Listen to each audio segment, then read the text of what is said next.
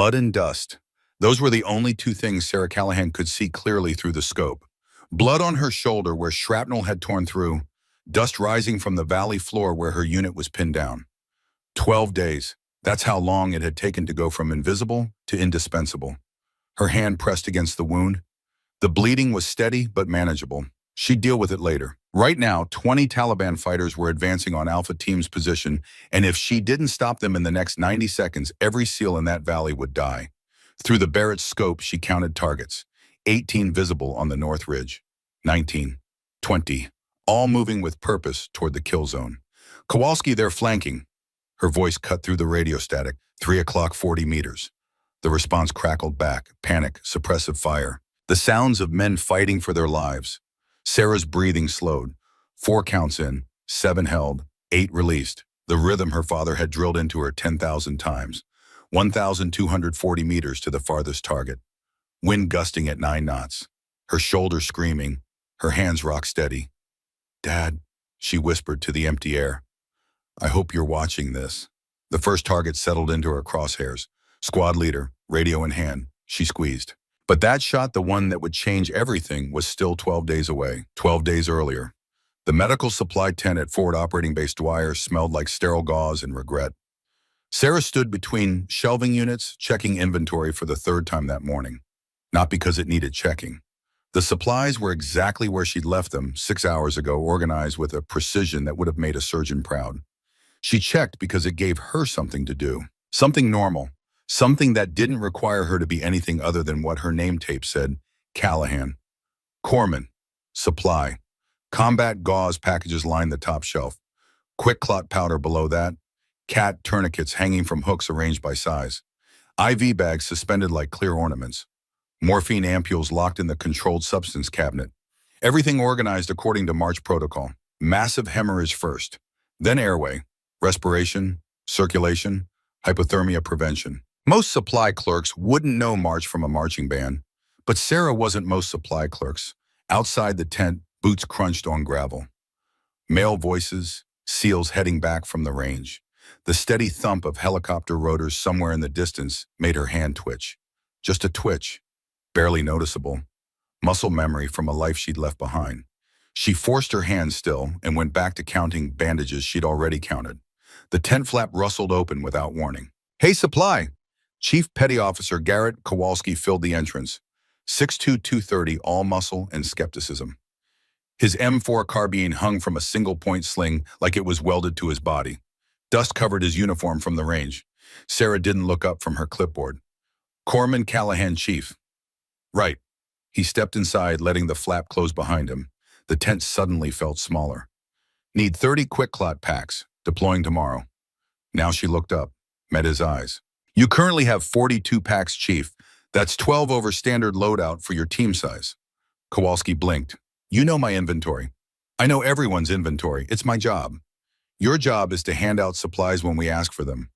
My job," Sarah said evenly, "is to ensure operators have what they need when they need it. You don't need more quick clot. You need chest seals. You only have 8. For a 12-man team going outside the wire, that's inadequate." Wish silence stretched between them. Kowalski studied her with new interest.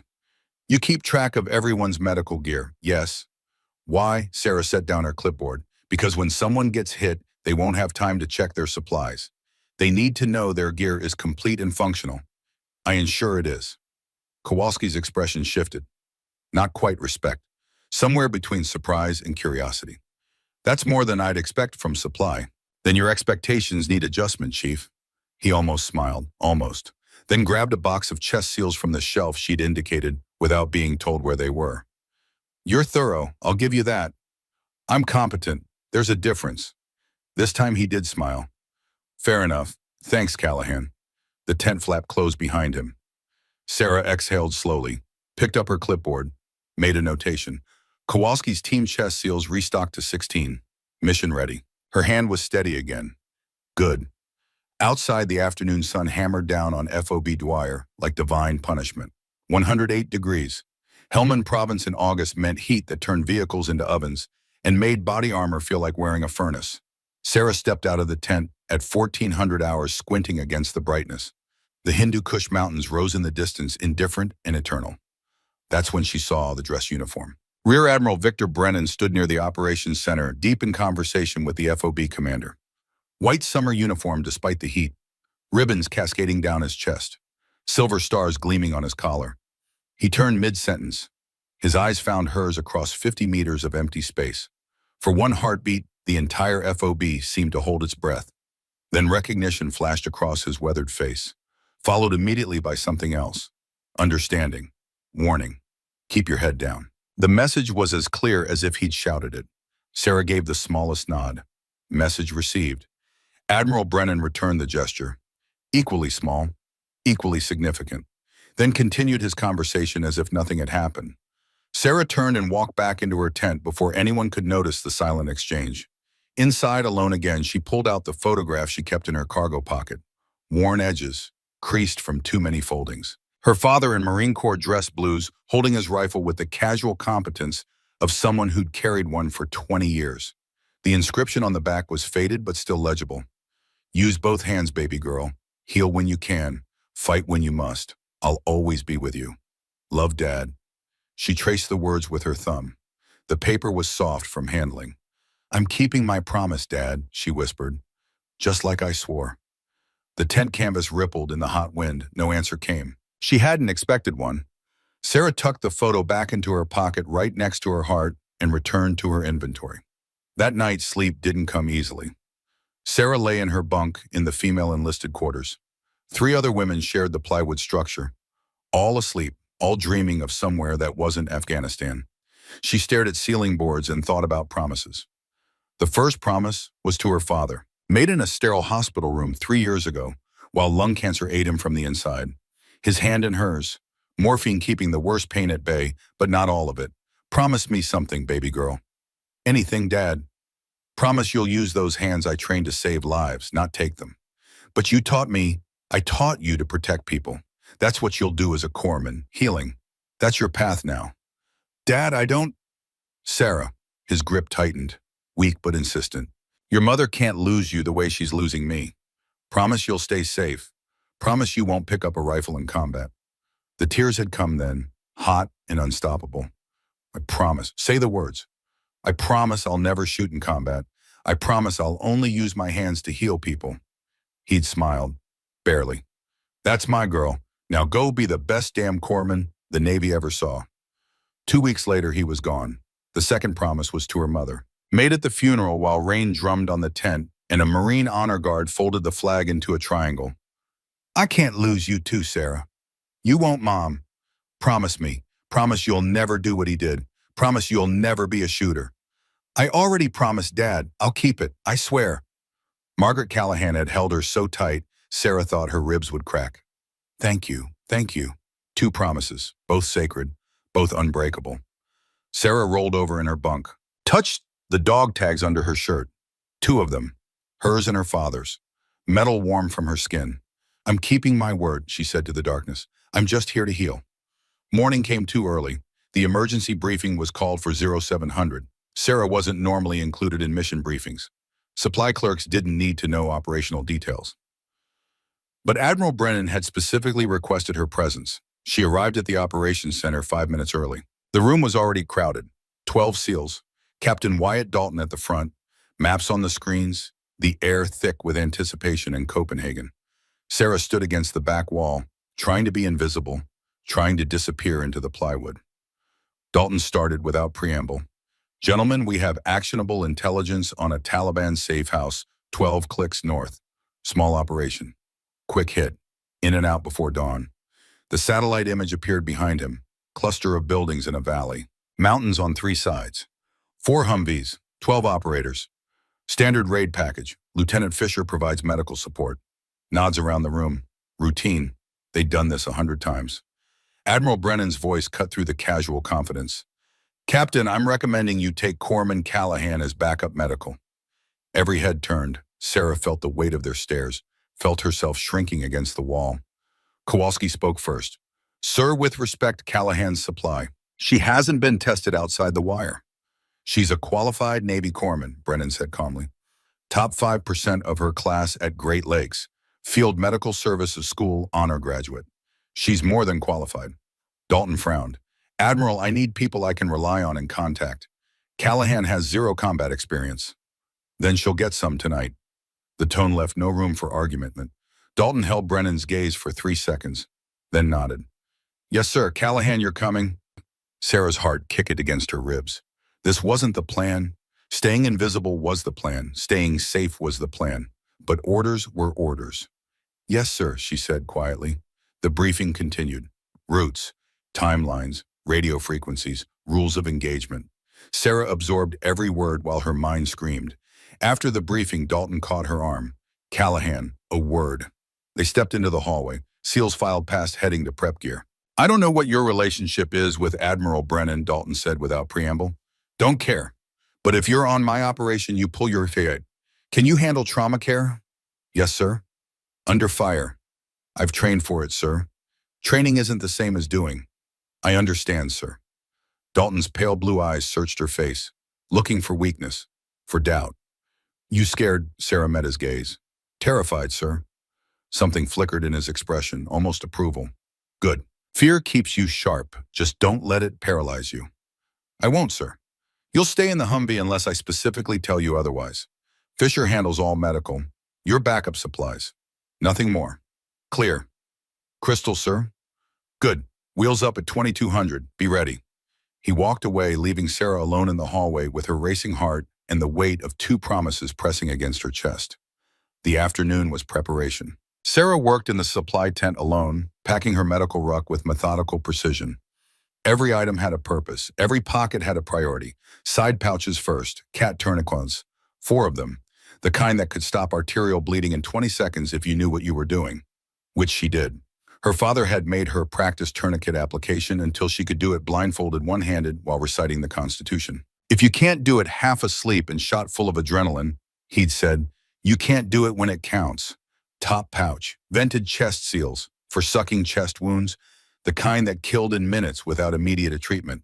Main compartment, combat gauze with hemostatic agents. Z-fold packed and ready. She could pack a wound in 30 seconds. Had done it on training dummies 1,000 times. IV supplies, 18-gauge catheters for fast fluid replacement. Hex 10 bags, normal saline. Pressure bags for rapid infusion. Needle decompression kit, 14-gauge needles for tension pneumothorax. Second intercostal space mid-clavicular line. She knew the anatomy like her own name. Surgical airway kit, cricothyrotomy equipment, for when nothing else worked and someone was dying from a blocked airway. Morphine, fentanyl, pain management mattered. Suffering mattered. 45 pounds when she finished.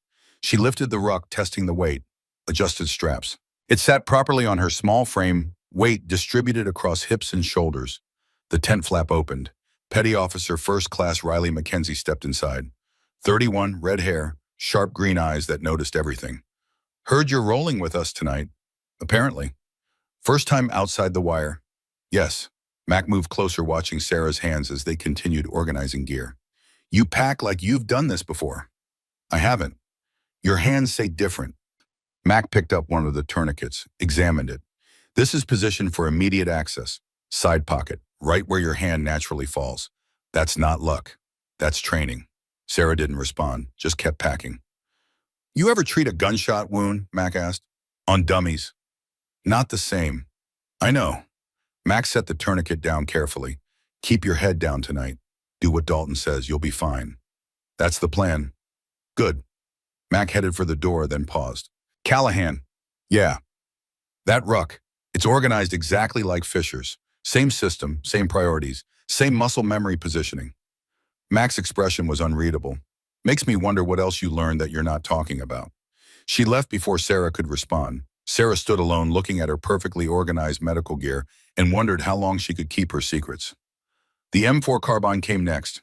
Every operator going outside the wire carried one. Sarah checked the weapon she'd been issued with hands that moved automatically. Magazine out. Chamber clear. Bolt lock back. Field strip. Upper receiver separated from lower. Bolt carrier group removed. Charging handle out. Her fingers knew the sequence. Muscle memory from 10,000 repetitions. She inspected each component. Checked for fouling, for wear. For anything that could cause a malfunction when it mattered. 18 seconds to strip it. 17 to reassemble. Function check. Trigger pull. Safety selector. Magazine insertion. Bolt release. Perfect. Sarah froze, looking at her hands on the rifle. Those weren't the hands of a supply clerk. They were the hands of someone who'd been handling weapons since age 12. Someone whose father had made her field strip rifles until she could do it in her sleep. Someone who'd promised never to use those skills in combat. She set the rifle down carefully, stepped back. "I'm just carrying it for protection," she told the empty tent. "That's all, just protection." The tent canvas offered no absolution. At 2100 hours, she stood beside Humvee 3 with her medical ruck and rifle, watching the team conduct final checks. Lieutenant Nolan Fisher appeared beside her. 32, tired eyes that had seen too much. 8 months deployed without a break. "Callahan, right?" "Yes, sir." "Fisher, but everyone calls me Doc." "Probably should call you that too, huh?" Sarah shook her head. "I'm supplies, sir. You're the Doc. Admiral says you're top of your class, honor graduate." "I did well in school, sir." "Modesty," Fisher smiled. "Refreshing. Look, I'm primary medical. You're backup. Chances are you won't have to do anything. This should be simple. In and out. Should be Sabina. Doc, and yeah, should be Miami. But this is Afghanistan. Nothing simple." He gestured at her ruck. "If things go sideways and I go down, can you handle it?" Sarah thought about her father's training, the thousands of hours, the relentless drilling, the perfectionism that bordered on obsession. "Yes, Doc, I can handle it." "Good enough for me." Captain Dalton's voice cut through the night. "Mount up." Sarah climbed into Humvee 3. Mackenzie driving, Kowalski passenger seat, Sarah and Fisher in back with 2 more SEALs. The ruck sat between her boots, 45 pounds of potential. The rifle rested across her lap, safety on, magazine loaded, chamber empty, per protocol. Her hands were steady. The convoy rolled out at 2200. 4 Humvees, 12 operators. 1 objective, simple mission. Sarah watched FOB Dwyer disappear behind them and prayed it stayed simple. Afghanistan had other plans. They reached Wadi Bahar at 2300, a dry riverbed cutting through the valley, deep enough to hide vehicles, close enough to the target for a quick approach. Dalton's voice crackled over the radio. "All vehicles hold position. Scouts forward." The convoys stopped, engines idling. In the silence, Sarah could hear her own heartbeat. 2 SEALs dismounted, melted into darkness. Night vision made them visible for 3 seconds, then they were gone. 5 minutes crawled past. 10, 15. The radio crackled.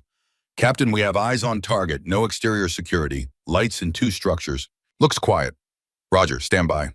Dalton switched to convoy frequency. "All elements prepare to advance. Humvees 1 and 2 establish overwatch. 3 and 4 move to compound. Execute on my mark. 3, 2, 1, mark." The world exploded. The IED detonated under Humvee 1 with a sound that redefined violence. Light, heat, pressure.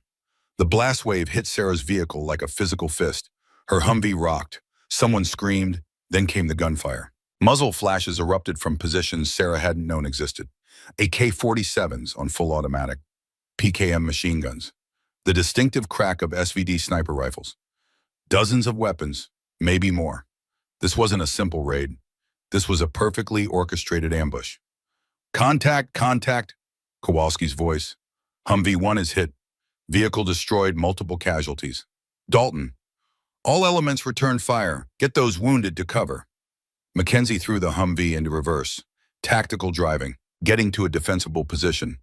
Through the window, Sarah saw Humvee 1, overturned, burning, 4 bodies crawling away from the wreckage. 1 wasn't moving at all. Fisher grabbed his medical ruck. "I'm going." "Doc, wait for."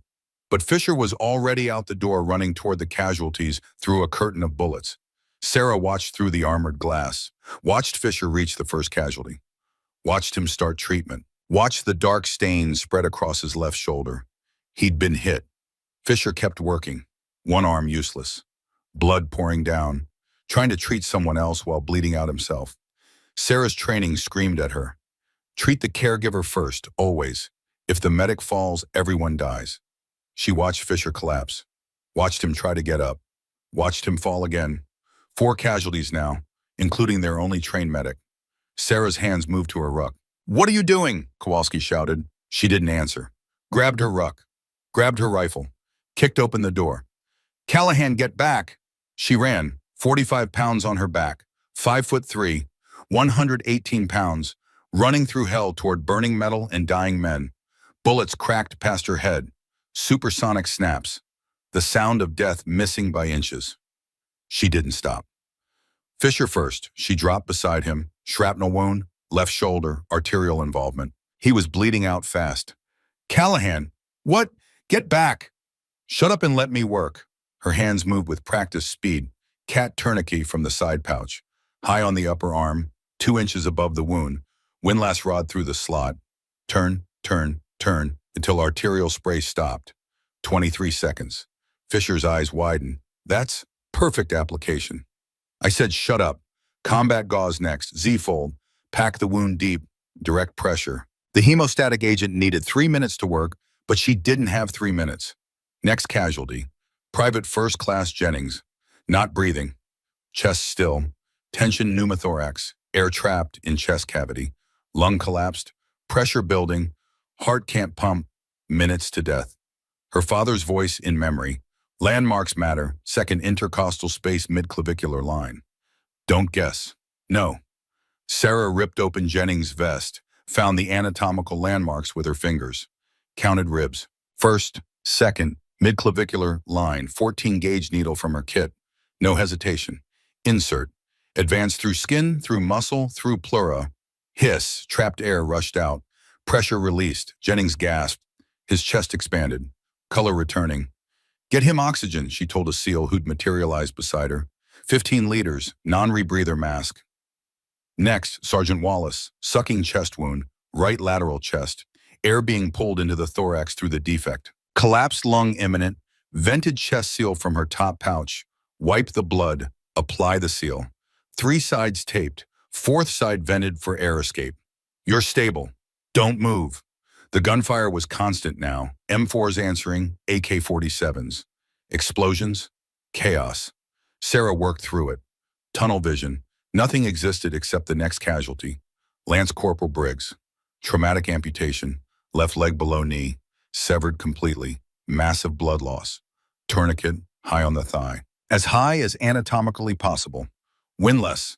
Turn until the blood stops. Tighter than seems humane. But humane doesn't matter. Alive matters. Briggs screamed, I know it hurts. You're going to live. That's what matters. Morphine autoinjector, 10 milligrams intramuscular, into the uninjured thigh.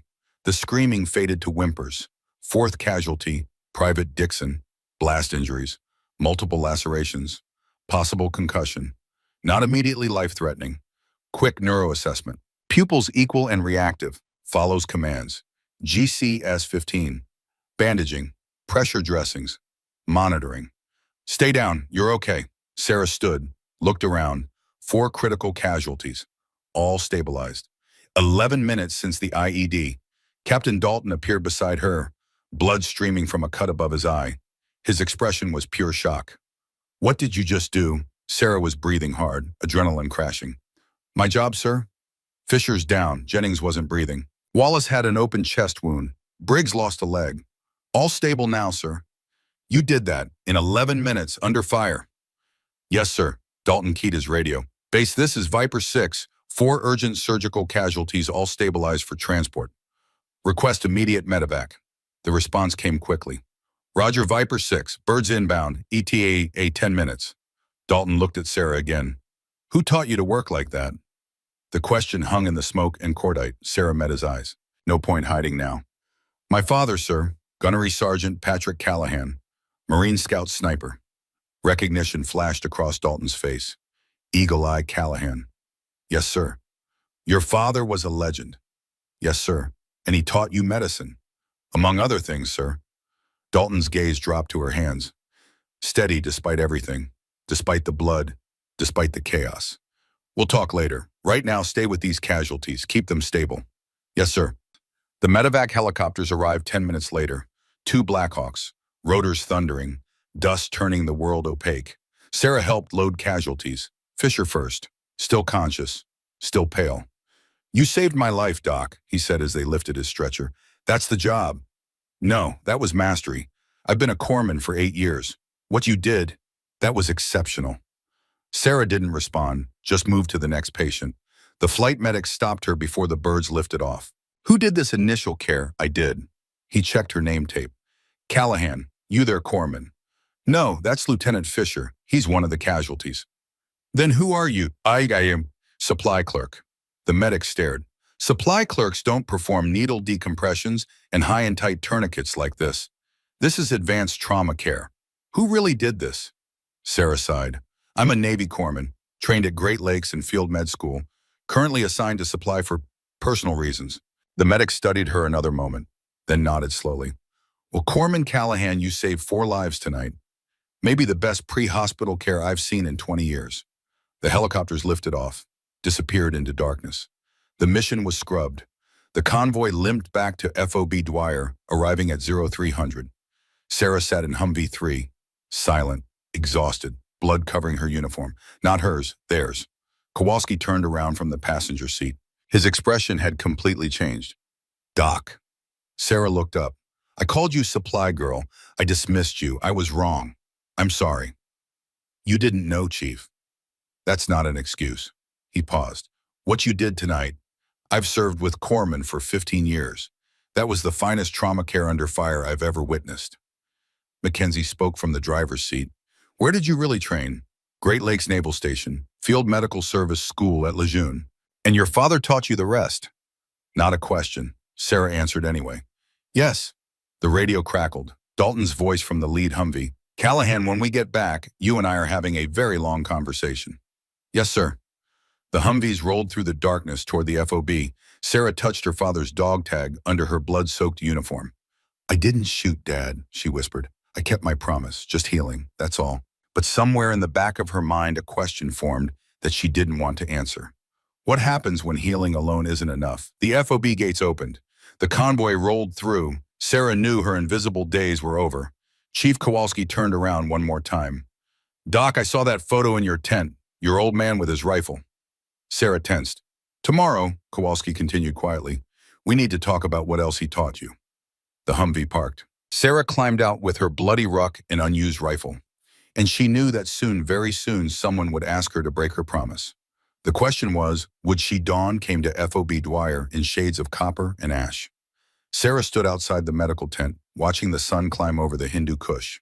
She'd spent the night cleaning equipment that was already sterile, reorganizing supplies that didn't need reorganizing, anything to keep her hands busy, anything to avoid thinking about the blood. At 0730, a runner found her, young private, nervous eyes. Corpsman Callahan, Captain Dalton wants to see you now. Sarah wiped her hands on her trousers. They were clean, had been clean for hours. She wiped them anyway. Lead the way. Dalton's office was plywood and determination. Barely big enough for a desk, 2 chairs, and the weight of command. Maps covered every wall. Radio equipment hummed like mechanical breathing. Dalton sat behind the desk. He looked like he hadn't slept. Probably hadn't. Sit down, Callahan. Sarah sat. For 30 seconds, Dalton just looked at her. Those pale blue eyes that had seen too much and judged everything. Then he spoke. I contacted the Combat Support Hospital this morning. All 4 casualties are stable. Fisher keeps his arm. Jennings is breathing independently. Wallace's lung is reinflated. Briggs is being flown to Landstuhl for a prosthetic fitting. That's excellent news, sir. The head surgeon said something interesting. He said whoever did the pre-hospital care had skills he'd rarely seen. Perfect procedures, 0 mistakes. Lives saved by competence under impossible conditions. Sarah waited. He assumed Fisher did it. I told him Fisher was one of the casualties. Dalton leaned forward. So I need you to tell me the truth. What's your real background? No point in lies now. Navy corpsman, sir, Great Lakes Naval Station. Graduated in the top 5%. Field Medical Service School at Camp Lejeune, top 2% there. Skills like that don't get assigned to supply. I requested supply, sir. Dalton's eyebrows rose. You requested it? Yes, sir. Why would someone with your training request a non-medical position? Sarah's hand moved to her dog tags. Unconscious gesture she couldn't suppress. Personal reasons, sir. And the rifle skills, your father was Patrick Callahan. I looked him up. Eagle Eye, Marine Scout Sniper, 157 confirmed kills over 2 tours. A legend. Yes, sir. Did he train you? From age 12 until he got sick. 5 years of training, sir. Why did you stop? Sarah's jaw tightened, the old grief rising. Lung cancer. He died 3 years ago in a VA hospital. Before he passed, I made him a promise. What kind of promise? That I would use my hands to save lives, not take them. Understanding settled over Dalton's face. So you became a corpsman? Yes, sir. And you avoid situations where you might have to shoot? Yes, sir. I serve. I heal. I don't kill. Dalton nodded slowly, stood, walked to the map on the wall, stared at it for a long moment. Admiral Brennan knows all this. He served with my father for 7 years, sir. He was at the funeral. He knows everything. And he assigned you here, to a forward operating base in a combat zone. At my request, sir, I wanted to serve where I was needed. I just wanted to serve as a healer, not a warrior. Dalton turned back to face her. Callahan, I'm going to be direct. What you did last night was extraordinary. 4 critical casualties. Under fire, under pressure, perfect execution. I was doing my job, sir. No, Dalton's voice hardened. Your job is supply clerk. What you did was function as an elite combat medic. There's a difference. He moved back to his desk, placed both hands flat on the surface. Fisher's out for at least 6 weeks. Shoulder surgery. We need medical support. Someone who can do what you did. Someone I can trust when rounds are flying and people are dying. Sarah's chest tightened. Sir, effective immediately, you're redesignated. Combat medical support. You'll maintain supply duties when possible. But when we go outside the wire, you're our corpsman. Sir, I'm not sure that wasn't a request, Corpsman Callahan. That was an order. Yes, sir. Dalton's expression softened fractionally. Dismissed, and Callahan, she stood. Sir, your father would have been proud of what you did last night. Sarah's throat closed. She managed to nod, then left before the tears could form. The Combat Support Hospital occupied the south side of the FOB, shipping containers converted to treatment rooms. Tents for recovery. The smell of disinfectant fighting a losing battle against the dust. Sarah found Fisher in a recovery bed, awake, pale. Left arm immobilized in a complex sling. IV running into his right arm. His eyes found her immediately. Doc, how are you feeling? Like I got shot. He managed a weak smile. But alive because of you. Sarah pulled up a chair. I did what anyone would have done. No, Fisher's voice was firm despite his obvious weakness. I'm a corpsman, 8 years. I know good care. I know exceptional care. What you did was exceptional. He reached out with his good hand, found hers, squeezed with surprising strength. I was bleeding out, going into shock. I knew I was done. Then you appeared, tourniquet in under 30 seconds. Perfect application. You saved my life, Doc. You would have done the same. Maybe, but I don't know if I could have done it that fast, that clean, under fire. His eyes searched hers. Where did you really train? Great Lakes, Field Med School. That's technical knowledge. What you demonstrated was something else. Experience. Or genius. Or both. Sarah looked away. My father was a Marine Scout sniper. He believed medical skills and tactical skills were 2 sides of the same coin. He trained me in both. Fisher's expression changed. Eagle Eye Callahan. I've heard the stories. Most people have. He taught you to shoot too. Not a question. Yes. But you don't. No. Why not? Sarah's hand moved to her dog tags again. The gesture was becoming automatic. Because I promised him I wouldn't, and I keep my promises. Fisher nodded, released her hand. Well, whatever promises you made, I'm grateful you were there. I owe you my life, Doc. If you ever need anything, and I mean anything, you ask. Just focus on healing. That's all I need. Fair enough. He paused. Thank you for saving me. You're welcome. Outside the hospital, the midday heat was brutal. Sarah walked toward the chow tent, not hungry, but routine helped. Structure helped. Chief Kowalski intercepted her halfway. Doc, got a minute? They walked to the perimeter, found shade under a blast barrier. The mountains rose in the distance, timeless and uncaring. Kowalski shifted his weight, uncomfortable. I need to say something. Chief, let me finish. He held up a hand. I called you supply girl. I dismissed your capabilities. I didn't take you seriously. And last night while I was laying down suppressive fire, you were saving 4 lives under the same fire. You were doing your job, Chief, and you were doing yours, except your job was infinitely harder than mine. He paused. I talked to Mac. She said you field stripped an M4 in 35 seconds last week, like you'd done it 10,000 times. Sarah's stomach dropped. And I saw that photo, your old man with his rifle, and I put it together. Kowalski met her eyes. He didn't just teach you medicine, he taught you to fight.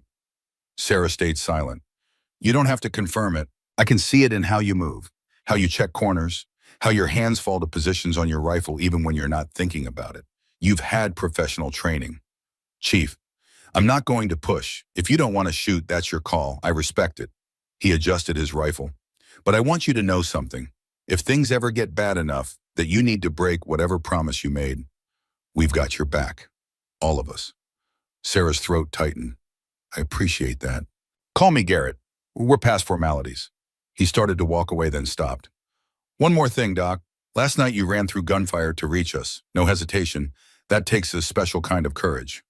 He left her standing by the blast barrier, touching dog tags and wondering how long she could keep refusing to use skills she possessed. 2 days passed in a new routine. Sarah still managed supply, but now she also attended tactical briefings, reviewed medical protocols, trained with the team. The SEALs treated her differently, with respect, with acceptance, but also with curiosity.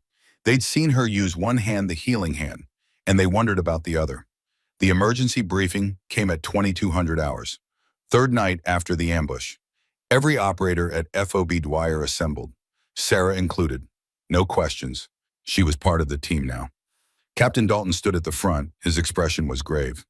We have time-sensitive intelligence. Taliban commander, Abu Rashid, operating 8 clicks northwest. He's coordinating a major attack. The satellite image appeared. Different compound, different valley, same mountains. Rashid is planning an ambush on a supply convoy scheduled to move day after tomorrow. Route 611. 43 Marines in that convoy. Silence in the room. Everyone understood. 43 lives. We need to eliminate Rashid before the convoy moves. Mission window is 36 hours. Dalton clicked to the next slide. Problem. Petty Officer Daniels broke his collarbone in a training accident this morning. He's our designated marksman. He's out. More silence, heavier now. I've requested a replacement sniper from Kandahar. They can't get anyone here in time. Dalton's jaw tightened. Without Overwatch, this mission is significantly more dangerous. But 43 Marines will die if we don't act.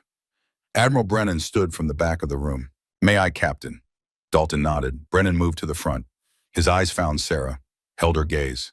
There's another option, but it requires someone to step far outside their comfort zone. Sarah's heart began to hammer. 3 years ago, I served with Gunnery Sergeant Patrick Callahan, one of the finest marksmen the Marine Corps ever produced. Before Patrick died, he did something remarkable. He trained his daughter. The room shifted, all eyes turning to Sarah. From age 12 to 17, 5 years of intensive training, she qualified expert marksman in civilian competitions. 98th percentile nationally. Her father told me personally that by age 16 she was a better natural shot than he was. Brennan's voice filled the room. Patrick's daughter is here. Corpsman Sarah Callahan. 2 nights ago she saved 4 lives with medical skills that surgeons called exceptional. Tonight I'm asking her to use the other skill her father taught her. Dalton spoke carefully. Admiral, with respect, Callahan hasn't fired a weapon in combat. This is an extremely difficult shot. 875 meters. Variable wind, at night. That's asking a lot from someone with 0 combat shooting experience. I'm aware of the difficulty, Captain. I'm also aware that 43 Marines will die without this shot. Silence. Sarah stood. Every eye tracked her movement. Permission to speak, sir. Brennan nodded. Before my father died, I made him a promise that I would never shoot in combat, that I would use my hands only to save lives, not take them. The silence was absolute. But if this mission fails, 43 Marines die tomorrow. 43 people with families, futures, lives ahead of them. Sarah's voice steadied. If I don't take this shot, I'm choosing to let them die. That's not healing. That's cowardice hiding behind a promise. She looked at Brennan, then at Dalton. I need to call my mother, sir. I need to tell her I'm breaking my word, and I need her to understand why. Brennan's expression softened. You have 1 hour, Corpsman. Use it well. The satellite phone connection was terrible. Static, delay. But Margaret Callahan's voice came through clearly enough. Sarah, honey, what's wrong? You sound upset. Mom, I need to tell you something, and I need you to listen. Of course. What is it? I'm going to break the promise I made to Dad, the one about never shooting. Silence on the line, then a sharp intake of breath. Oh, sweetheart. There are 43 Marines who are going to die tomorrow if I don't do this. I can make a shot nobody else here can make. But if I do it, I break my word. To Dad, to you, to myself. Static crackled. Sarah's eyes burned. Mom, are you still there? I'm here, baby. I'm thinking about what your father would say. He made me promise. He made you promise because he was dying and terrified. Terrified that you'd follow him into combat and never come home. Terrified that I'd lose you the same way I was losing him. Margaret's voice cracked. But your father didn't train you for trophies, Sarah. He didn't spend 5 years teaching you to shoot so you could win medals. He trained you to protect people, to save lives. That's what shooting was always about for him. But I promised. I know what you promised, and I'm the one who made you swear it. After the funeral, when I was drowning in grief and fear. Margaret's voice strengthened. But I was wrong, sweetheart. I was trying to keep you safe by keeping you small, by making you hide your capabilities. Tears streamed down Sarah's face. Mom, make the shot. Save those Marines. Your father isn't disappointed. He's proud. And so am I. Are you sure? I've never been more certain of anything in my life. Your dad always said it, remember, heal when you can. Fight when you must. I remember. Then fight, baby. Those Marines need you. And when you make that shot, know that your father is right there with you, guiding your hand, just like he always did. The line went dead. Sarah sat in the communications tent, crying silently until the tears ran dry. Then she wiped her face, stood, walked back to the operations center. Admiral Brennan was waiting outside. Did you make your call? Yes, sir. And Sarah met his eyes. How far is the shot? Brennan's expression shifted. Pride, respect, something almost like relief. 875 meters. Wind 7 knots variable. Elevated firing position. I can make it, sir. I know you can. Your father told me you were better than him by 16. Said watching you shoot was like watching art. Oh, Sarah's chest tightened. He said that to me, directly, multiple times. Brennan paused. But I need to ask, are you absolutely certain? Because once you break this promise, you can't unmake that choice. Sarah touched her father's dog tag through her uniform. Felt the metal warm from her skin. 43 Marines shouldn't die because I'm afraid to use a skill I have. I'm certain, sir. Then let's go show them what you can do. The range was dark except for lights at the firing line. A SEAL whose name Sarah didn't know brought out a Barrett M82A1 Monk, 50 caliber, 30 pounds. The same rifle her father had trained her on. Sarah picked it up. The weight was familiar, comforting, like shaking hands with an old friend. The SEAL watched her hands. You know this weapon. It was my father's favorite. She moved to the firing line, set the bipod, adjusted for her height, checked the scope, made minor adjustments to windage and elevation. Behind her, every SEAL at Fob Dwyer had gathered to watch. Dalton spoke from nearby. Whenever you're ready, Corpsman, 5 targets, 500 meters. Sarah settled into position, stock to shoulder, cheek weld perfect, eye to scope. And then she did something she hadn't done in 3 years. She let herself remember her father's voice, patient, demanding, loving. Control your breathing, baby girl. 4 counts in, 7 held. 8 released. Let your heart rate drop. 68 beats per minute. That's the sweet spot. Sarah inhaled. 4 counts, held. 7 counts, released. 8 counts. Her heart rate slowed. 70 beats, 68, 65. Perfect. Now find your natural point of aim. Let the rifle settle. Don't fight it. Work with it. The crosshairs settled on the first target. Center mass, 500 meters. Trigger press, not pull. Squeeze. Steady pressure. Surprise break. Her finger found the trigger. Pressure built gradually, consistently. The Barrett roared. A barber. Recoil punched her shoulder. Familiar, expected, managed. Downrange, the target shredded. Dead center. Hit, someone called from the spotting scope. Sarah didn't pause. Cycled the bolt. Ejected brass, loaded fresh round. Acquired second target. Breathing, heart rate, natural point of aim. Press, boom. Hit, center mass. Third target, same sequence. Muscle memory from 10,000 repetitions. Boom, hit. Fourth target, boom, hit. Fifth target, boom, hit. Sarah cleared the weapon, safed it, stood, turned around. Every SEAL was staring, silence thick enough to touch. Mackenzie spoke first. Her voice was awed.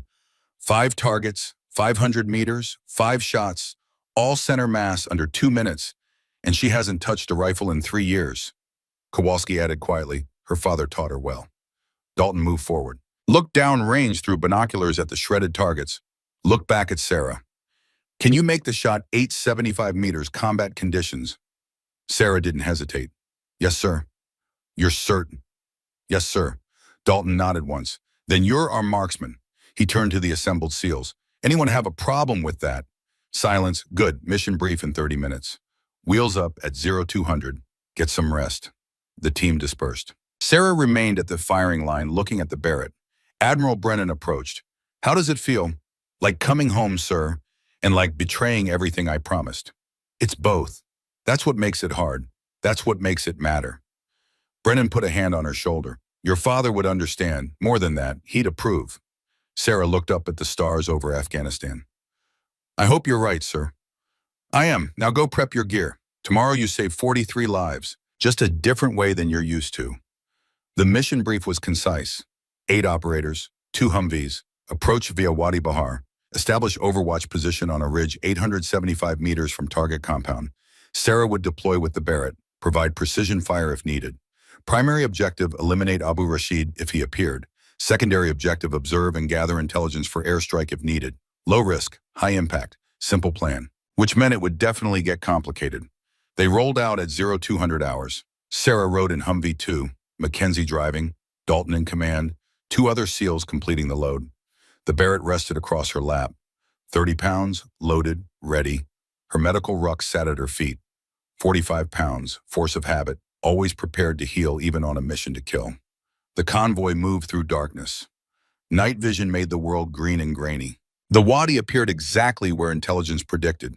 They stopped 1 click from the target, dismounted, moved on foot. Sarah carried the Barrett and her medical ruck, 75 pounds on a 118 frame. Her body protested, her training held. She kept pace. The ridgeline required a climb, 300 meters of loose rock and desert scrub, 40 minutes of careful silent movement. They reached the firing position at 0315. Sarah set up the Barrett. Bipod deployed. Scope glass clean. Range card prepared. 875 meters to the target compound. 2 buildings, lights and windows, movement in courtyard. Wind check. 7 knots, left to right. Variable gusts. Temperature, 68 degrees. Elevation adjustment. 11.5 minutes of angle. Windage, 2.5 minutes right. All the mathematics her father had drilled into her. All the physics. All the art disguised as science. Target compound in sight, Dalton whispered into the radio. Establishing overwatch. Base response. Copy, observe, and report. Sarah settled in, idoscope, watching, waiting, breathing slowly. 43 minutes passed, then movement in the courtyard. A man stepped into view. Tall, bearded, satellite phone to his ear. Possible target, one of the SEALs whispered. Sarah tracked him through the scope. He moved to the second-floor window, stood framed by interior light. Confirm target ID, Dalton ordered. Another SEAL checked reference photos. That's him, that's Rashid. Dalton keyed his radio. Base, we have positive identification. Request permission to engage. Seconds stretched like hours. Permission granted. Eliminate the target. Dalton looked at Sarah. Can you make it? Sarah's heart rate was 72, higher than ideal. She controlled her breathing. Brought it down. 68. Perfect. Yes, sir. Wind. 7 knots. Steady. Compensated. Take the shot. Sarah's finger moved to the trigger. Everything her father taught her flowing through muscle memory. Rashid moved in the window, pacing, still talking. Wait. Patience. Let him settle. He stopped, faced outward. Perfect presentation. Sarah began her trigger press, steady pressure building. Then the wind gusted. 10 knots, not 7. She adjusted, but rushed. Overcorrected slightly, squeezed. The Barrett thundered. The shot broke. 0.8 of a second flight time. Impact. 8 inches left of target. Wall behind him. Rashid ducked. Disappeared inside. Miss, Kowalski breathed. Sarah's stomach dropped. After all that, after breaking her promise, after the confidence, she'd missed. Dalton's voice was calm, professional. Adjust. He'll check the damage. You'll get another shot. Sarah was already moving, cycling the bolt, ejecting brass, loading fresh round, her father's voice in memory. First shots fail sometimes, baby girl. Equipment, wind, adrenaline. Doesn't matter why. What matters is the second shot. Stay calm, trust your training, make it count. Wind check. The gust had passed. 7 knots. Steady again. Heart rate. 75 now. Adrenaline from the miss. She forced it down. Breathing. Control. 68. 12 seconds elapsed. Rashid reappeared, checking the bullet impact on the wall, probably thinking it was random harassing fire. Sarah centered the crosshairs. Wind compensation. Elevation. Everything perfect this time. No rush. No overcorrection. Just training. Just breathing. Just a shot. She pressed the trigger. The Barrett spoke. This time she knew. Before the bullet arrived, she knew. 0.8 of a second. Impact. Through the scope, she watched Rashid drop. Center mass. Instant. Hit, Dalton confirmed. Target down. Radio crackle from base. Ground team confirms kill. Target neutralized. Outstanding shooting. Sarah safed the weapon. Sat back from the scope. She'd done it. Broken her promise. Killed a man. Used skills her father taught her for their intended purpose. Her hands started shaking. Delayed adrenaline release. Kowalski put a hand on her shoulder. Hell of a second shot, Doc. First one wasn't your fault. Wind changed. Second was perfect. Mackenzie crouched beside her. You okay? I just killed someone. You just saved 43 Marines who would have died tomorrow. Sarah stared at her hands, the same hands that had saved Lieutenant Fisher, that had performed needle decompressions, that had applied tourniquets under fire, the same hands that had just ended a life. My father always said it, she whispered. Heal when you can, fight when you must, use both when you have to. Mackenzie squeezed her shoulder. Now you understand what he meant. The convoy returned to FOB Dwyer at 0600. Dawn painted the mountains pink and gold. Word had already spread. The supply girl had made the shot. 875 meters. At night, second shot perfect after the first missed. SEALs gathered as the Humvees parked. Watching, waiting. Admiral Brennan stood at the center. Formal, official. Corpsman Callahan front and center. Sarah dismounted, walked to him, came to attention. Brennan's voice carried across the assembly area. At 0347 this morning, Corpsman Callahan eliminated a high-value target. Abu Rashid, Taliban commander. 875 meters. One shot, one kill. Murmurs rippled through the crowd. Some of you know Corpsman Callahan as a supply clerk. Some know her as the medic who saved 4 lives under fire 3 days ago. Today, you'll know the whole truth. He gestured Sarah forward. She stood beside him, small, exhausted, carrying the weight of a broken promise, and 43 saved lives. Corpsman Callahan is the daughter of Gunnery Sergeant Patrick Callahan, Marine Scout sniper, Eagle Eye, 157 confirmed kills, a legend in the special operations community. The crowd shifted, recognition spreading. Patrick trained his daughter from age 12 to 17. She qualified expert marksman, 98th percentile. When Patrick died 3 years ago, Sarah promised him she would never shoot in combat, that she would use her skills only to heal. Brennan's voice rose. Last night, she broke that promise, to save 43 Marines who would have been killed in an ambush on Route 611. She made the choice to use skills she'd sworn never to use again. That's courage. That's integrity. That's what makes a true warrior. He turned to Sarah. Your father isn't disappointed. He's proud, not just of the shot, of the choice, of understanding when healing alone isn't enough. Sarah's eyes burned. She refused to let the tears fall. Not here. Not now.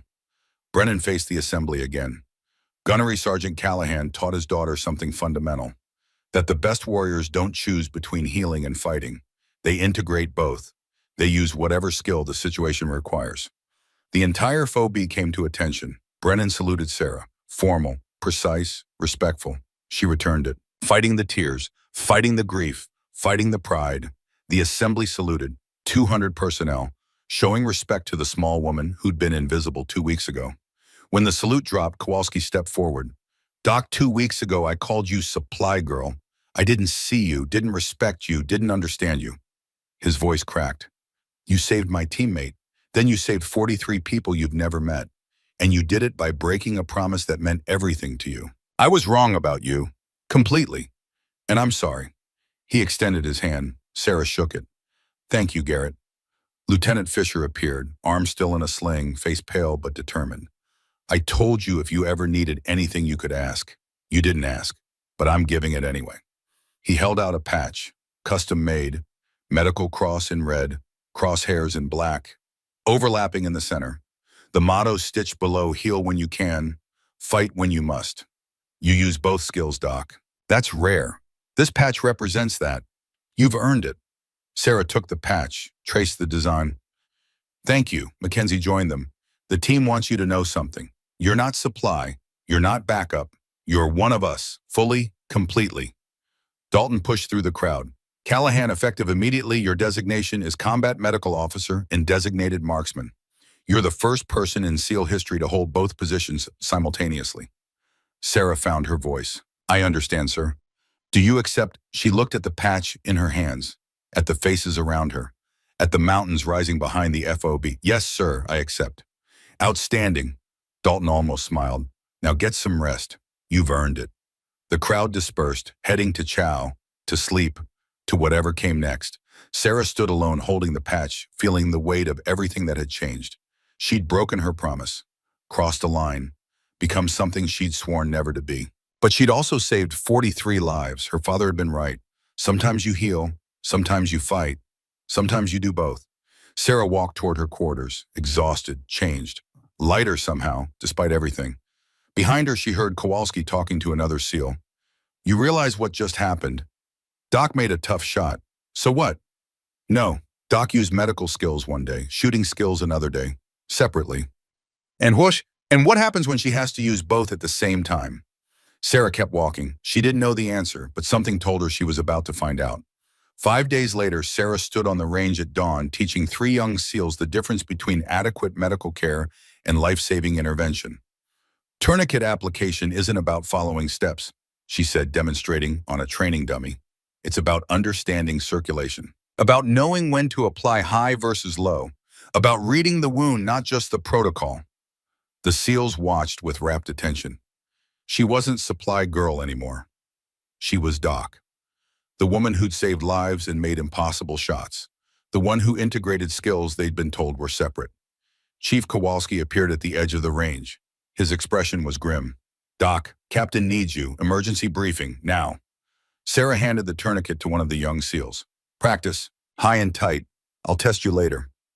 She followed Kowalski across the FOB. The morning heat was already building. It would hit 110 by noon. What's the situation, she asked.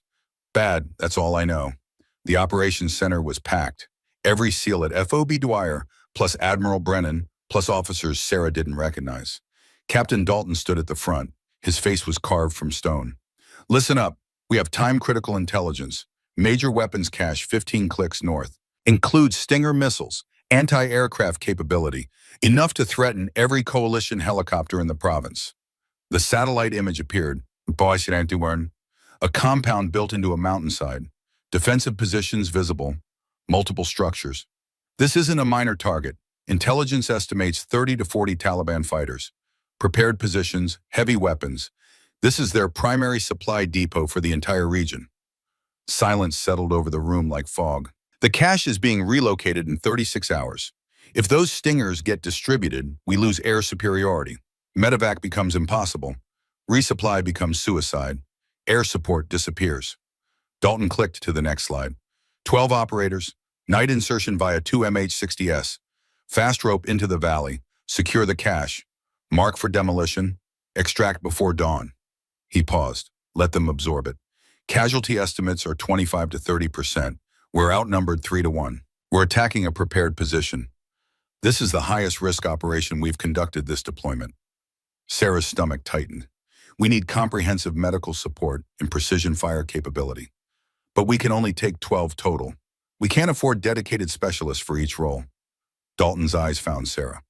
Corpsman Callahan, you've proven you can handle trauma care. You've proven you can shoot. Can you integrate both on the same mission? Transitioning between roles as the situation requires. Every eye in the room turned to her. What's the specific requirement if you're bum? Provide immediate trauma care for casualties. Provide precision fire from overwatch positions. Carry full medical load plus the Barrett. Be ready to switch between roles with zero transition time. Kowalski spoke quietly. Doc, that's asking a lot.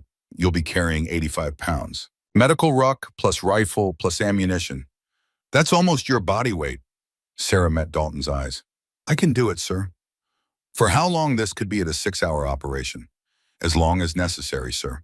You'll need to treat casualties under fire, then immediately engage targets, then back to medical repeatedly, without hesitation. My father trained me specifically for that, sir. Integration, not separation. Admiral Brennan spoke from the back. There's a difference between dual role and integrated operations, Captain. Dual role means switching between tasks. Integrated means doing both simultaneously, thinking tactically while treating wounds, assessing threats while managing patients. He looked at Sarah. That's what Gunnery Sergeant Callahan taught his daughter. True integration. Sarah nodded. Yes, sir. That's exactly what he taught me. Dalton studied her for a long moment, then nodded. You're our integrated operator. Medical and precision fire. Both roles, as needed. The briefing continued. Insertion plan, exfiltration routes, communication protocols, fire support coordination. Sarah absorbed every detail while her mind calculated load distribution, medical supplies, ammunition, water, food. 55 pounds organized for maximum efficiency. She'd trained for this. 10,000 hours with her father. Learning to treat casualties while maintaining tactical awareness. Learning to shoot while managing medical priorities. Heal when you can, fight when you must. Do both when you have to. Tonight she'd have to do both. The afternoon was preparation. Sarah worked alone in the supply tent, packing her medical ruck with obsessive precision. Every item positioned for instant access. Every pocket organized for one-handed retrieval. Tourniquets and side pouches. Both sides. Ambidextrous access. Chest seals in top pouch. Fastest possible deployment. Combat gauze in main compartment. Z folded and ready. IV supplies. Needle decompression kit. Surgical airway. Pain management. Everything she might need to keep someone alive long enough for extraction. 45 pounds, then weapons. Barrett M82A1. 30 pounds, 10 rounds of 50 caliber ammunition. Match grade. 5 pounds, M4 carbine as backup. 6 magazines, 5 pounds, total weight 85 pounds. Sarah lifted it all, adjusted the ruck, slung the Barrett, carried the M4. Her body screamed protest. Her training held firm. She walked 20 meters, turned, walked back. Mackenzie appeared in the doorway. Jesus, Doc, that's brutal. It's necessary. Can you really carry that for 6 hours? I've trained with heavier. Max stepped inside, helped adjust Sarah's ruck straps. Listen, I've been thinking about the casualty estimates. 25 to 30%. That's 3 or 4 of us. I know. If things go bad, really bad, you're going to have to choose. Medical or shooting. You can't do both if we're getting overrun. Sarah met her eyes. Then I'll do both anyway.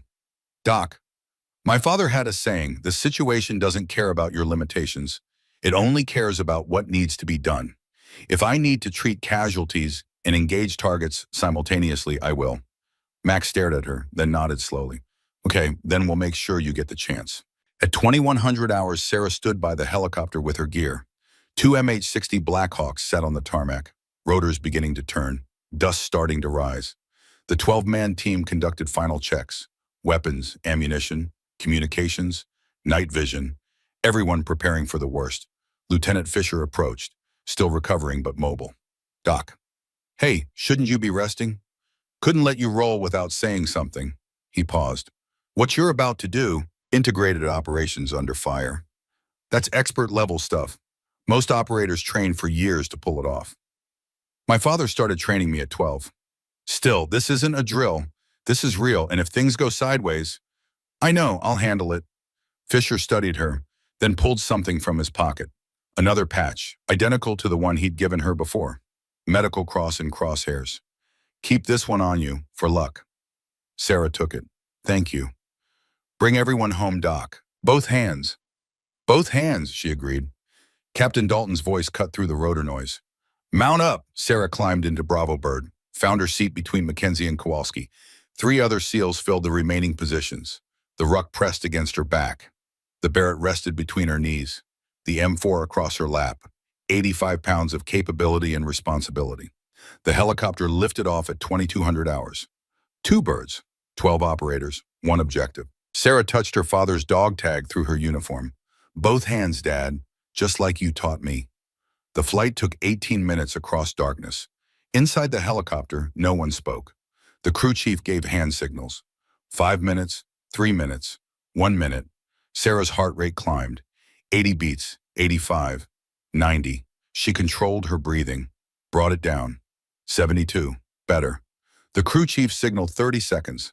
Landing zone ahead, dark valley, mountains surrounding. The compound invisible in the darkness, but present in the green glow of night vision. 10 seconds. The door opened. Wind roared inside. 5 seconds, the helicopter flared, nose up, tail down, landing. Go, go, go. Sarah followed Mackenzie out. Boots hit dirt, 85 pounds crushed down. Her knees wobbled. She locked them straight. Alpha Bird landed 200 meters away. Dalton's team dismounting. Both helicopters lifted immediately, disappeared into darkness. 12 SEALs stood alone in hostile territory. Dalton's voice over the radio. All elements, rally point, move. They moved through darkness, night vision painting the world in shades of green. The compound was 400 meters north. Intelligence said light resistance at night. The RPG proved intelligence wrong. It came without warning, smoke trail visible through night vision, heading straight for Sarah's position. RPG scatter. Sarah dove left. The grenade impacted where she'd been standing.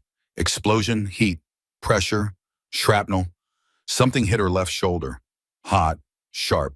Pain lanced through her arm. She rolled. Came up with the M4, safety off, ready. Gunfire erupted everywhere. Muzzle flashes, AK-47s, PKM machine guns, dozens of weapons, maybe more. This wasn't light resistance. This was an ambush. Alpha team, take cover. Dalton's voice, strained, urgent. A second explosion, massive, different location. Through the chaos, Sarah saw flames, 200 meters away. Alpha team's area. The radio crackled with panic. Bird down, helicopter down. Sarah's blood turned to ice. One of their extraction helicopters hadn't left. It had been circling, providing overwatch. An RPG had found it. Now it was burning, crew inside, all injured or dead. An Alpha team was pinned between the burning helicopter and enemy fire. Dalton's voice, desperate. Bravo, we're pinned. 3 wounded, can't reach the bird. How bad, Sarah transmitted. Fisher's hit shoulder again. 2 others critical need medical. Now, Lieutenant Fisher, the man she'd saved before, hit in the same shoulder. Sarah assessed the tactical situation with cold clarity. Alpha team pinned, 200 meters away, 3 wounded, can't move. Downed helicopter 200 meters. Crew status unknown, probably wounded. Enemy estimated 25 fighters, moving to flank Alpha's position. If they succeed, total overrun. Everyone dies. Time to overrun, 3 minutes. 4, maximum. Sarah made her decision. I'm going to the helicopter, she transmitted. Stabilize the crew, then provide overwatch for Alpha. Doc, that's suicide, Kowalski's voice. No, that's my job. She didn't wait for permission, grabbed the Barrett and her medical ruck. Started running, 85 pounds, across 200 meters. Through gunfire, bullets cracked past, supersonic snaps, death missing by inches. She ran anyway, 100 meters. Her lungs burned, legs trembling. Keep moving. 150 meters. Almost there. 200 meters. She reached the helicopter, slid behind the wreckage. Assessed. Pilot Chief Warrant Officer Hayes. Dead. Head trauma. Nothing she could do. Co-pilot Warrant Officer Martinez. Alive. Conscious. Compound fracture. Right leg. Bone protruding. Door gunner 1 Petty Officer Davis. Unconscious. Chest trauma. Shallow breathing. Door gunner 2, Seaman Brooks. Alive. Mobile. Minor injuries. Brooks saw her. Relief flooded his face. Doc, thank God. How bad are you? I'm okay. Martinez and Davis. I see them. Medical mode engaged. Martinez first. Compound fracture. No arterial involvement visible. Survivable with proper treatment. This will hurt, she told him. Just do it. She splinted the leg, wrapped it, immobilized the fracture. Morphine, 10 milligrams. Martinez gasped. Went quiet. Next, Davis, unconscious. Chest trauma. She checked his airway. Clear. Breathing. Shallow. 22 breaths per minute. Listened to his chest. Right side. Diminished breath sounds. Tension pneumothorax, again. Third time in 2 weeks. Needle decompression. Second intercostal space. Midclavicular line. Insert. Should advance. Hiss. Air release. Pressure equalized. Davis's breathing improved. Get him oxygen, she told Brooks, and keep him still. 3 casualties stabilized in 4 minutes. The radio crackled. Dalton, strained. Enemy flanking North Ridge, 15 to 20 fighters. We can't stop them. Sarah looked up. Through night vision, she saw them. Moving along the ridge. Advancing on Alpha's position. 800 meters away. Multiple targets. Elevated positions. If they reached Alpha Team 12, SEALs died. Sarah grabbed the Barrett, set up behind the helicopter wreckage. Range to targets 900 to 1100 meters. Variable. Moving. This wasn't one shot. This was sustained engagement. Brooks stared. Doc, what are you? Doing my job, both parts. She pressed her eye to the scope. Started counting. 18 visible. 19. 20. Spread across the ridge, advancing in teams. Professional. Coordinated. Sarah's heart rate was 90. Too high. She controlled her breathing. Brought it down. 75. Better but not perfect. Her shoulder throbbed. The shrapnel wound bleeding. Ignore it. She keyed her radio. Captain, I have eyes on the flanking force. I can engage. Doc, you're at the bird. Yes, sir. Crew stabilized. Now providing overwatch. You can't stop 20 fighters alone. I can slow them. Give you time to reposition. Silence. Then Dalton's voice. Quiet. Accepting. Make it count. Sarah settled into the scope. Priority targeting. Leaders first. Heavy weapons second. Riflemen third. Target 1 squad leader. Radio in hand. Directing movement. 1,000 meters. Wind check. 8 knots. Left to right. Elevation. 12 minutes of angle.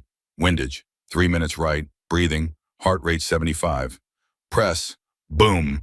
Recoil punched her wounded shoulder. Pain flared white hot. She ignored it. Downrange. Target dropped. Cycle the bolt. Eject brass. Load fresh round. Target 2 heavy machine gunner. Setting up PKM 980 meters. Adjust. Acquire. Breathe. Press. Boom. Hit. Machine gun silent. The enemy force scattered. Taking cover. Confused about the sniper's position. Sarah didn't give them time to think. Target 3 RPG operator. Kneeling. Preparing to fire at Alpha Team. 1,050 meters. Lead the target. Compensate for movement. Press. Boom. Hit. RPG operator down.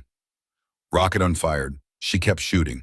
Target 4, 5, 6, 7. Methodical. Mechanical. Each shot calculated. Each shot mattering. Her shoulder was agony now. Blood soaking her uniform. Ignore it. Keep shooting. Target 8 fighter with radio. Calling for reinforcements. 920 meters. Boom. Hit. Target 9 sniper positioning on ridge. 1,240 meters. This was the shot. The impossible one. Maximum range. Variable wind. Wounded shooter. Moving target. Sarah remembered her father's voice. When the shot matters most, baby girl, that's when you must be calmest. Breathing. Controlled. Precise. Heart rate. 72 despite everything. Wind gust. Wait for it to settle. Target moving. Predict the path. Lead. Compensate. Trust the training. Press. Boom. 1.2 seconds flight time. The target dropped. Brooks whispered behind her. That's impossible. That shot is impossible. Sarah didn't respond, kept shooting, 90 seconds into the engagement. 12 targets down. The enemy attack faltered, broke, started retreating up the ridge. Sarah tracked them, took 2 more, 13 total. The flanking attack had failed. She safed the Barrett, sat back. Her shoulder was bleeding heavily now. The recoil had torn the wound wider. Her hands trembled with delayed adrenaline. But Alpha Team was alive. Dalton's voice on the radio, stunned. Doc, did you eliminate the entire flanking force? 13 targets, sir, the rest retreated. 13 targets in 90 seconds, at ranges up to 1,240 meters, while wounded. Sarah looked at her shoulder, blood everywhere. Yes, sir, Mackenzie's voice, awed. She just saved all of us, the whole unit. Everyone would be dead. Kowalski, both hands. Doc, you used both hands. Dalton, stay at the bird, protect the wounded. We're moving to your position. Copy, sir. Sarah slumped against the helicopter wreckage. The adrenaline was crashing now, pain flooding in, exhaustion overwhelming her. But they were alive, all 12 SEALs. The crew, everyone. Brooks appeared beside her. Doc, you're bleeding bad. I know. Check the others first. They're stable. You're not. She let him examine the shoulder. Shrapnel wound, deep, arterial bleeding. Not immediately fatal, but serious. Pressure dressing, she told him. Tight. I'll live. His hands shook as he applied the bandage. You just saved everyone. While hit. That's training, Sarah said. Just training. 5 minutes later, Alpha Team reached the helicopter. Dalton, Kowalski, Mackenzie, Fisher on a stretcher, 2 other wounded SEALs. Dalton stared at Sarah, at the blood soaking her uniform, at the Barrett, at the stabilized casualties. You did medical care and precision fire, both, simultaneously. Yes, sir. 13 enemy combatants, while wounded, while treating casualties. Yes, sir. He shook his head. That's the most remarkable combat performance I've ever witnessed. Fisher spoke from his stretcher. Pale. Weak. You saved me again, Doc. 3rd time. Just returning previous favors. The quick reaction force arrived 20 minutes later. 3 helicopters, medical evacuation, heavy security. Sarah insisted on riding with the wounded, monitoring vitals, adjusting IVs. Despite her own injury, the flight medic tried to treat her. She waved him off. Critical patients first. I'm stable. He looked at her with something like reverence. Doc, you are bleeding through the dressing. Then change the dressing, but treat Davis first. He needs constant monitoring. The medic shook his head, did as she ordered. They landed at FOB Dwyer at 0430. Dawn was breaking, pink and gold across the mountains. Admiral Brennan stood on the landing pad. He'd monitored the entire mission via radio. Sarah stepped off the helicopter, swaying, blood loss, exhaustion. 85 pounds of gear for 6 hours. Brennan caught her arm, steadied her. You're wounded. Sir, I need to report. You need medical treatment. That's an order. The combat support hospital physician removed 12 pieces of shrapnel from Sarah's shoulder. 3 required surgical extraction, 9 stitches to close. She sat through it without flinching. Staring at the wall, the doctor worked in silence, then spoke. I heard what you did. Just my job, sir. No. He tied off the final stitch. I've been a trauma surgeon for 22 years. I know the difference between doing your job and achieving the impossible. He bandaged the shoulder. You treated multiple casualties while wounded, then engaged 13 enemy combatants at extreme range, while wounded. That shouldn't be physiologically possible. My father taught me integration, sir, not separation. He taught you something that's going to revolutionize how we train combat medics. On at 0800, Admiral Brennan assembled the entire FOB, 200 personnel in formation. Sarah stood at the front, shoulder bandaged, uniform bloodstained, exhausted beyond measure. Brennan's voice carried across the formation. 12 days ago, most of you knew Corpsman Sarah Callahan as the supply clerk, the quiet woman who counted bandages and stayed invisible. Absolute silence. 10 days ago, she saved 4 lives during an ambush. Trauma care that surgeons called exceptional. He paused, let them absorb it. 7 days ago, she made an 875-meter shot to eliminate a high-value target, breaking a promise she'd kept for 3 years to save 43 Marines. The formation shifted. Everyone knew this story. Last night, Corpsman Callahan integrated both skills.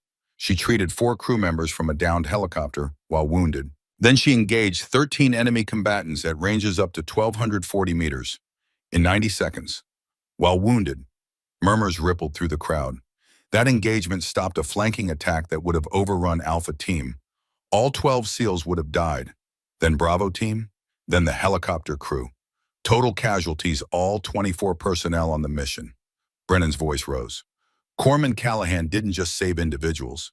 She didn't just save a team. She saved the entire unit, every single operator, because she understands something fundamental that most of us are still learning. He turned to Sarah. The best warriors aren't specialists. They're integrators. They don't choose between healing and fighting. They assess what's needed and do it, with whatever skills the situation requires. The formation erupted. Applause. Cheering. SEALs who never showed emotion were shouting. Kowalski stepped forward, tears streaming down his face. 12 days ago, I called you Supply Girl. Today, I'm telling you that you're the finest operator I've ever served with. Period. And I will spend the rest of my career trying to be half as good as you. He saluted, formal, precise, respectful. Sarah returned it, her own tears finally falling. Fisher appeared on crutches. 3rd time wounded, Third time saved by the same woman. Doc, you've saved my life 3 times. I owe you everything. We all do. Mackenzie hugged her. You're not just one of us. You're better than all of us. The formation dissolved into congratulations. SEALs surrounding her, thanking her, some crying. Sarah stood in the center, overwhelmed, changed, complete. She'd used both hands, integrated skills she'd been told were separate, proven that healing and fighting weren't opposites, but complements, just like her father taught her. 6 months later, Naval Special Warfare Center, Coronado, California. Sarah stood at the front of a classroom, sunlight streaming through windows, ocean visible in the distance. 24 students sat in rows. Navy corpsmen, Army medics, Air Force pararescue. Young faces, eager eyes, the future. Behind her, the whiteboard read, Integrated Combat Medicine. Instructor HM1 Callahan. Good morning, she began. I'm Petty Officer First Class Sarah Callahan. Some of you know my story. Most of you probably don't. That's fine, because this course isn't about me. It's about teaching you to integrate skills that most people think are separate. She clicked to the next slide. A photo of her father in dress blues, rifle in hand, the inscription visible, use both hands. This is Gunnery Sergeant Patrick Callahan, Marine Scout Sniper, my father. He taught me that the strongest operators aren't specialists. They're integrators, people who can assess a situation and use whatever skill it requires. Next slide, medical supplies beside a rifle. Today begins 8 weeks of the hardest training you've ever experienced. You're going to learn to think like a medic and a marksman simultaneously, to assess casualties while assessing threats, to stop bleeding while engaging targets, to transition between roles so fluidly that they stop being separate roles and become one integrated capability. A student raised his hand, young, nervous. Instructor, is it really possible to do both at the same time? Sarah smiled. Don't call me instructor. I'm HM1 Callahan, or Doc. And yes, it's possible. I'll prove it. She walked to the training area, set up a medical dummy with simulated injuries, placed a rifle beside it, set up a target 600 meters downrange. Scenario: your teammate has a femoral artery injury, 90 seconds until he bleeds out, but there's an enemy fighter at 600 meters targeting your position. You can't do both, right? You have to choose, medical or shooting. The student shifted uncomfortably. Sarah demonstrated. Drop to the dummy, tourniquet application, 22 seconds. Grab the rifle. Engage the distant target, 8 seconds. Hit. Back to medical. Combat gauze. Wound packing. Pressure dressing. Total time 58 seconds. The student stared. That's integration, Sarah said. You didn't see me choose. You saw me do both, because the situation required both. A student spoke. How long did it take you to learn that? My father started training me at 12. By 17, I could transition in under 30 seconds. But you don't need to master it to start. You just need to begin, and you begin today. The course ran 8 weeks, intensive, demanding. Students dropped out, others pushed through. Sarah taught them everything her father had taught her. Medical skills, marksmanship, but more importantly, integration. The ability to think across disciplines, to see problems holistically rather than sequentially. By week 4, her students could treat casualties and engage targets within 90 seconds. By week 8, they were doing it in under 60. The graduation ceremony was small, just the 24 who'd completed the course. Some observers. Admiral Brennan, now retired but still present. After the ceremony, Brennan found Sarah. Your father would be extraordinarily proud. I hope so, sir. I know so. I talked to him the week before he died. He said something I never forgot. Brennan's voice softened. He said Sarah's going to change everything. She's going to show the military that integration is superior to specialization, that you don't have to choose between healer and warrior. You can be both. Sarah's eyes burned. He was right, Brennan continued. The both hands methodology has been adopted by Naval Special Warfare. Army Special Forces requested the curriculum. Air Force Special Operations is implementing it. Marines are developing their own version. I heard, sir. More than that, combat mortality rates in units using integrated operators have dropped 23%. 23%, Sarah. That's hundreds of lives saved. Lives that wouldn't have been saved under the old system. He handed her a folder. This is the official documentation. Your program is now standard training for all special operations medical personnel. Every branch, every unit. Sarah opened the folder, read the official letterhead, Department of Defense, approved training curriculum. She touched her father's dog tag through her uniform. He'd be happy about this. He is happy, wherever he is. Brennan smiled. You've built a legacy, not just for yourself, for him, for everyone he trained, for everyone you'll train. That evening, Sarah walked the beach, Coronado Island, sunset painting the sky orange and purple and gold. She pulled out her phone, called her mother. Hi, Mom. Sarah, sweetheart, how was graduation? Perfect, all 24 passed. Your father would be so proud. I'm proud. Admiral Brennan was there. He told me something Dad said before he died. What was it? That I'd show people you don't have to choose. Healer or warrior. You can be both. Margaret's voice thickened with emotion. That's exactly what he believed. That's why he trained you the way he did. Not to make you a shooter, not to make you a medic, to make you both. Integrated. Complete. They talked for 30 minutes. About family, about Montana, about the future. When Sarah hung up, the sun had set completely, stars appearing overhead. She stood, walked back toward her quarters. Inside, her gear wall was organized with perfect precision. Left side medical ruck, trauma supplies, IV bags, everything needed to save lives. Right side rifle case, Barrett M82A1, ammunition. Everything needed to protect lives. Center photos arranged in a careful display, her father in dress blues. The both hands patch, a photo from Afghanistan with her team, her first graduating class of integrated operators, and in the very center a new addition, a framed letter, official, embossed, Department of Defense commendation, for developing integrated combat methodology, for reducing combat mortality rates, for changing how the military trained its medics. Below the letter she'd placed her father's inscription, the one from the photograph, carefully preserved. Use both hands, baby girl. Heal when you can. Fight when you must. I'll always be with you. Her phone rang. Captain Dalton, still deployed, still leading SEALs. Doc, sorry to call late. Never too late for you, sir. What's the situation? High-risk personnel recovery, multiple casualties expected, enemy sniper threat, complex terrain. Sarah smiled. Let me guess. You need medical and precision fire.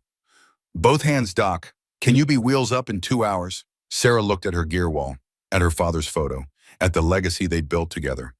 1 hour, sir. I'm always ready. That's why you're the best. Airfield at 2200. Sarah grabbed her medical ruck from the left side of the wall, grabbed her rifle case from the right side, both hands, just like her father taught her. She walked to the door, paused, looked back one more time at the photos. Her father's image seemed to smile in the dim light. I understand now, Dad, she said quietly. It was never about choosing. It was always about integration, about being complete, about using every skill I have to serve. She touched her dog tags one final time. Both hands, always both hands. The door closed behind her. Outside, a helicopter was already spinning up. Rotors beginning to turn, another mission, another chance to heal, another chance to fight, another chance to do both. Sarah Callahan walked across the tarmac with 85 pounds of gear and a lifetime of training. Supply girl, combat medic, designated marksman, healer, warrior, integrator. She was all of them, and none of them, because she'd transcended the labels. She was simply what her father had trained her to be. Complete. The helicopter lifted off into the California night. And somewhere in the space between stars, Gunnery Sergeant Patrick Eagle Eye Callahan watched his daughter fly toward another mission and smiled. She'd understood, finally, completely. The strongest warriors don't choose. They integrate. They use both hands, always both hands.